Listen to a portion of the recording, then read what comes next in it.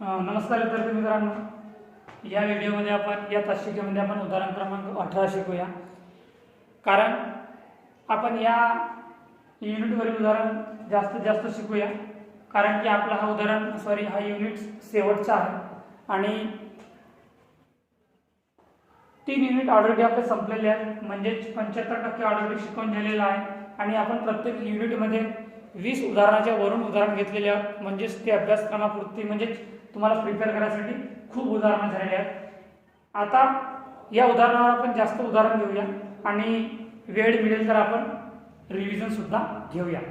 तर आपला या व्हिडिओमध्ये उदाहरण 18 शिकूया आणि उदाहरण क्रमांक 18 मी तुम्हाला तुमच्या ग्रुपवर पाठवलेला आहे, तर तुम्ही बघा। उदाहरण थोडा लांबलचक आहे, मी वाचलेलं तर नाही आहे, पण आधी तुमच्या समोर वाचतो आणि मी वाचत असताना तुम्ही सुद्धा लक्ष द्या आणि तो उदाहरण तुम्ही तुमच्या डोळ्यासमोर ठेवा। बघा उदाहरण,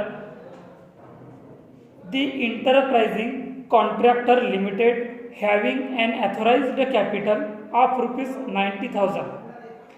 याच्यात आपल्याला ऑलरेडी ऑथराइज्ड शेअर कॅपिटल दिलेले आहेत 90,000 रुपयाचे, dividend into 400, 6% cumulative preference share of ₹100 इच, म्हणजे आपल्याला 100 रुपये पर युनिट्स आहे। प्रेफरन्स शेअर ऑफ ₹100 पर इच, आपल्याला एक शेअर 100 रुपयाचा दिलेला आहे। अँड 500 इक्विटी शेअर ऑफ ₹10 इच, आणि आपल्याला 500 इक्विटी शेअर आहेत, एक शेअर आहे 10 रुपयाप्रमाणे। आपल्याला जो प्रेफरन्स शेअर्स दिलेले आहेत 100 रुपये पर शेअर प्रमाणे, त्याचे शेअर्स आपल्याला आहेत 90,000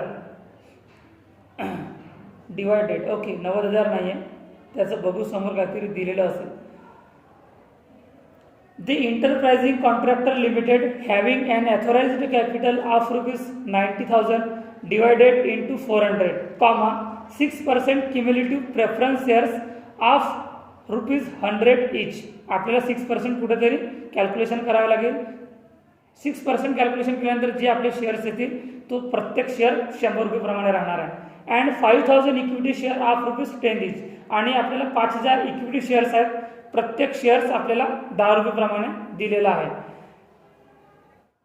Commons to operations on 1 January 2007 and during 2008 were engaged on one contract of ₹4 lakh. The trial balance extract from their book on 31st December 2008 stood as follow. आपल्याला 31 December 2008चा trial balance दिलेला आहे आणि तो trial balance बघा, 3 column आहेत, तो तुम्हाला मी उदाहरण ऑलरेडी पाठवलेला आहे, म्हणून तुम्ही डोळ्यासमोर ठेवा। पहिलं पॉईंट, शेअर कॅपिटल 6%, प्रेफरन्स फुल पेड इक्विटी ₹8 पेड। आपल्याला काय दिलेला आहे, शेअर कॅपिटल 8% दिलेला आहे, जो आपण वर बघितलेला आहे 6% क्युम्युलेटिव्ह प्रेफरन्स शेअर्स ऑफ 100 इच, याच्यात दिलेला आहे की share capital 6% preference full paid equity of ₹8 paid. काही पेड केलेला आहे तर काही बॅलन्स राहणार आहे बघा। Sundry creditors, land and building, cash at bank. नंतर कॉन्ट्रॅक्ट संदर्भात माहिती दिलेली आहे पॉईंट नंबर 6 मध्ये। कॉन्ट्रॅक्ट संदर्भात माहिती दिलेली आहे point number A, materials, plant, wages, expenses, and last point is cash received being 80% of work certified. तर या उदाहरणात आपल्याला कॅश रिसिव्डची अमाऊंट दिलेली आहे 1,60,000। जो आपण उदाहरण 17 शिकलो त्या उदाहरणात आपल्याला कॅश रिसिव्ड दिलेली होती का? दिलेलीच नव्हती कॅश रिसिव्ड, ठीक आहे। याच्यात आपल्याला कॅश रिसिव्ड दिलेली आहे आणि त्या कॅश रिसिव्डवर आपल्याला 80% वर्क सर्टिफाईड कॅल्क्युलेशन करायचं आहे। नंतर बघा पॅराग्राफमध्ये माहिती दिलेली आहे, of the plant and materials charged to contract, plant costing ₹3,000 and material costing ₹2,400 were destroyed by an accident. हा प्लांट अँड मटेरियलवर ॲक्सिडेंट म्हणजेच लॉस झालेला आहे 3,000 रुपये आणि 2,400 रुपये। On 31st December, plant which cost ₹4,000, प्लांटची कॉस्ट आहे 4,000 रुपये, रिटर्न झालेला आहे की plant which cost ₹4,000 was return to store. Return झालेला 4,000 रुपयाचा आपला plant The value of material on site was ₹3,000 and the cost of work done but not certified, म्हणजेच आपल्याला वर्क अनसर्टिफाईड दिलेला आहे ₹2,000. Charge 10% depreciation on plant, prepare contract account. हे बघा, या उदाहरणात आपल्याला ऑलरेडी 10% डिप्रिशिएशन दिलेलं आहे. याच्या आधीचा उदाहरण आपण जो घेतला आहे 17 नंबरचा, त्याच्यात डिप्रिशिएशनचा पर्सेंटेज दिलेला नव्हता, म्हणून आपण आपल्या मताने 10% डिप्रिशिएशन घेतलेलं आहे आणि तो उदाहरण कॅल्क्युलेशन केलेलं आहे. तर विद्यार्थ्यांना उदाहरण समजलेलं आहे. आपल्याला फक्त या उदाहरणात प्रिपेअर कॉन्ट्रॅक्ट अकाउंट तयार करायचं आहे. ठीक आहे, तर सुरुवात करूया आपण कॉन्ट्रॅक्ट अकाउंट.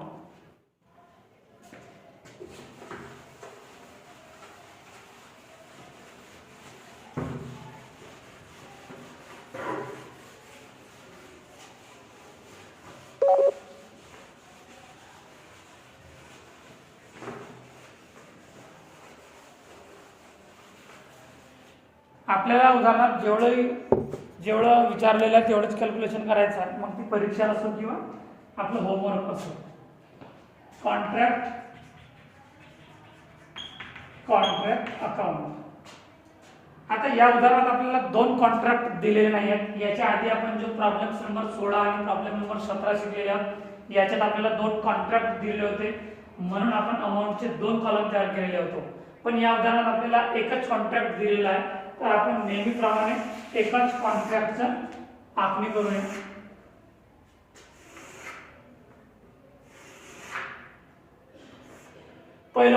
पहिलं पॉइंट्स काय आहे? मटेरियल्स 75,000. टू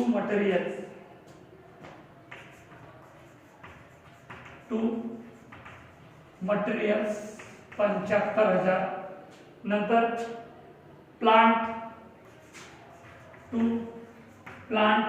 प्लांट दिलेला आहे 20,000.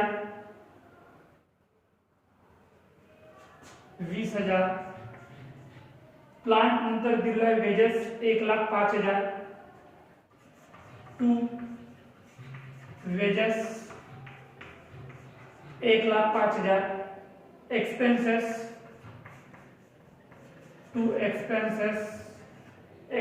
दिलेला आहे 5,000. एक्सपेन्सेस दिलेला आहे 5,000. नंतर cash received being 80% of work certified. 7वा पॉइंट म्हणजे by work certified. Work certified दिलेलं आहे आपल्याला किती? 80%. म्हणजे याचे कॅल्क्युलेशन असं होणार आहे की 1,60,000 गुणिला 100 भागीला 80. 1,60,000 गुणिला 100 भागीला 80 किती निघालेला आहे? 2 लाख रुपये. वर्क सर्टिफाईड किती निघालेला आहे? 2 लाख रुपये. 2 लाख रुपये म्हणजे तिथं कॅल्क्युलेशन करतोय 1,60,000 गुणिला 100 भागीला 80 इज इक्वल टू 2 लाख रुपये. नंतर अदर इन्फॉर्मेशन मध्ये बघा, of the plant and material charge to contract, plant costing ₹3,000 and material costing ₹2,400 were destroyed by a accident. म्हणजे बाय प्रॉफिट अँड लॉस.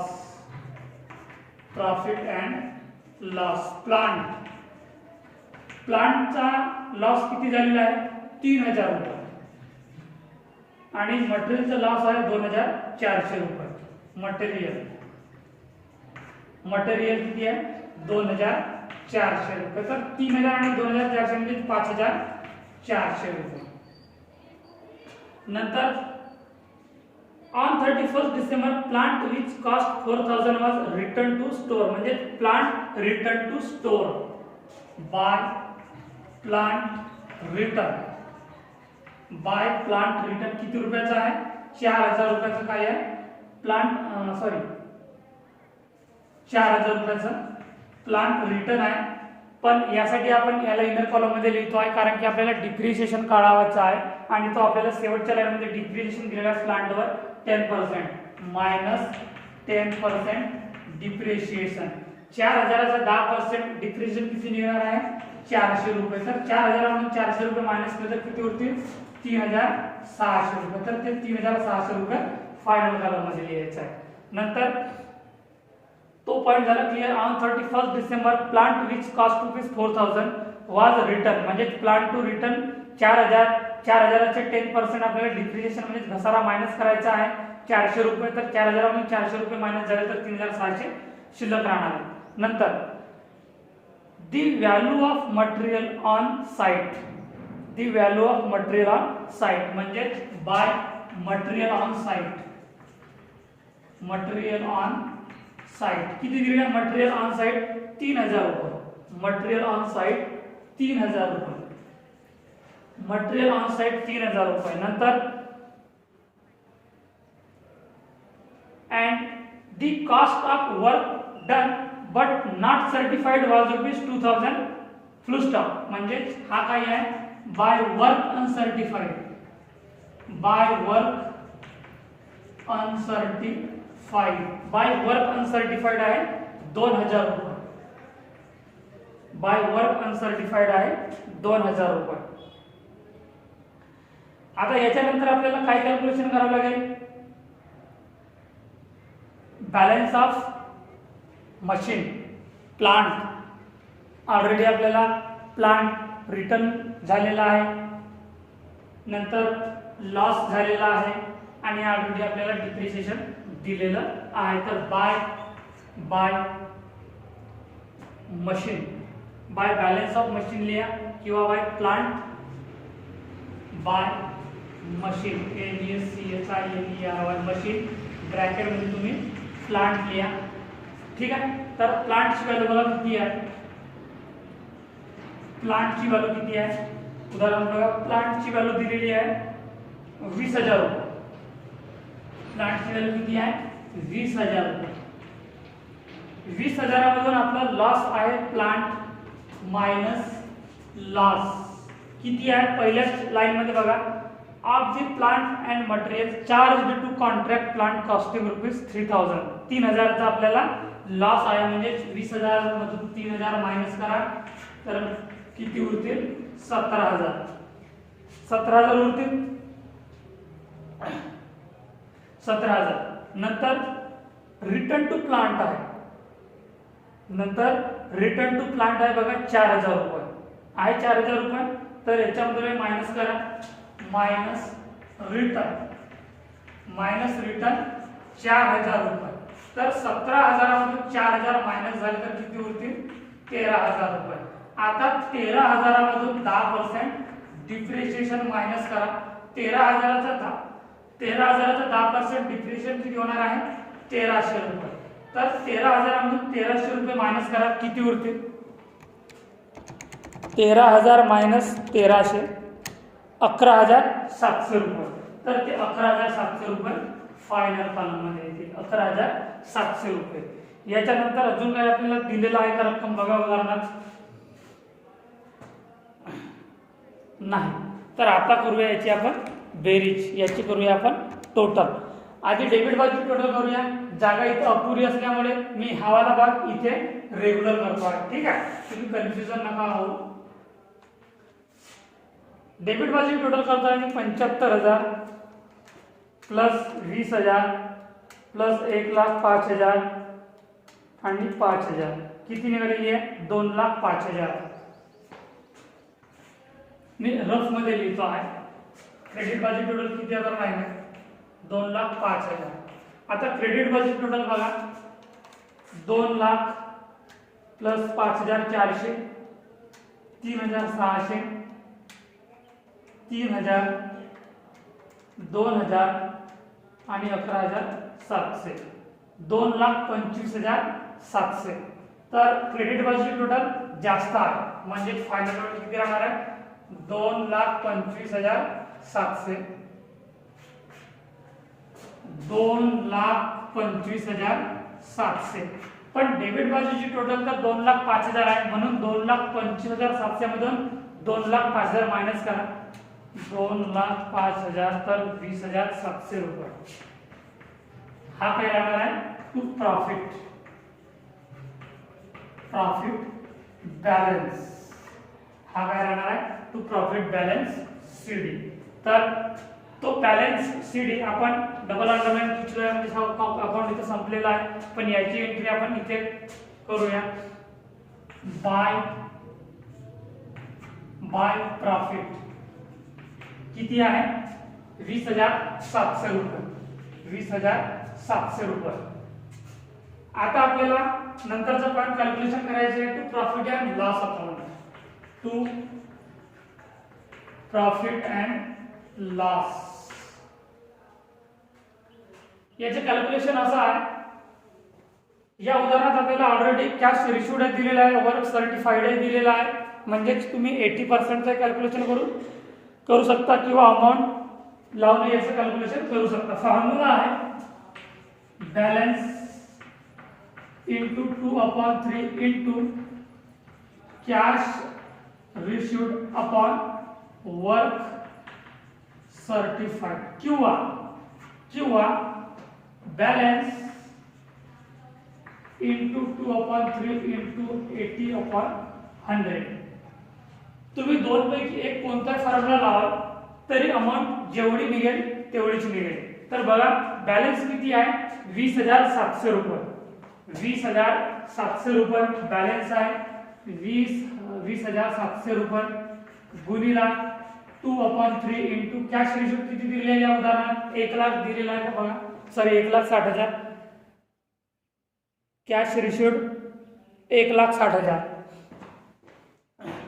1,60,000 गुण भागीला 2 लाख किती निघेल बघा? 20,700 गुणिला 2 भागीला 3 गुणिला 1,60,000 भागीला 2 लाख किती निघालेली आहे? 11,040 रुपये. 11,040 रुपये. तुम्ही त्या फॉर्म्युल्याचा उपयोग करून बघा. 20,700 गुणिला 2 भागीला 3 गुणिला 80 भागीला 100 निघालेली 11,040 रुपये. सेम निघणार आहे. तुम्हाला डिसाइड करायचं की तुम्ही फॉर्म्युला कोणता उपयोगात आणत आहात. तर आता याची फायनल टोटल करा. इकडली टोटल किती आहे? 20,700 आणि तिकडली टोटल किती आहे? 11,400. तर मोठी टोटल क्रेडिट बाजूची आहे 20,700. याला डबल अंडरलाईन करून क्लोज करा आणि यालाही 20,700 लिहून डबल अंडरलाईन खाली देऊन द्या आणि 20,700 मधून 11,040 रुपये मायनस करा. किती उरतील? 9,660 रुपये. 9,660 रुपये काय राहणार आहे? To work in progress. To work in progress transfer to work in progress account. जो 9,660 रुपये बॅलन्स निघालेला आहे तो वर्क इन प्रोग्रेस अकाउंटला ट्रान्सफर होणार आहे. पण आपल्याला या उदाहरणात वर्क इन प्रोग्रेस अकाउंट तयार करायचं नाही आहे, कारण आपल्याला ऑलरेडी उदाहरणात विचारलेलंच नाही आहे. तर आपला उदाहरण क्रमांक 18 इथे संपलेला आहे विद्यार्थ्यांनो. जर या संदर्भात तुम्हाला काही अडचण असेल, कोणता पॉईंट डाऊट असेल तर तुम्ही मला विचारा. धन्यवाद.